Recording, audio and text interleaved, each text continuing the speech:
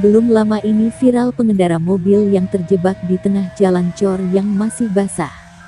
Tak diketahui bagaimana awal mulanya, namun mobil yang terjebak ini membuat terjadinya kemacetan. Melansir dari laman TikTok @hairulbahari23 tentang viral mobil yang terjebak di tengah cor yang masih basah, Jumat tanggal 28 Juli tahun 2023. Dalam video tersebut terlihat sebuah mobil terjebak di tengah jalan cor yang masih basah.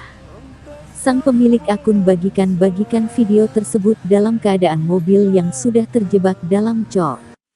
Bukan hanya itu saja, aksi seorang pria menggunakan sepeda motor nekat menerobos penjagaan jalan yang sedang dicor belum kering, juga viral di media sosial.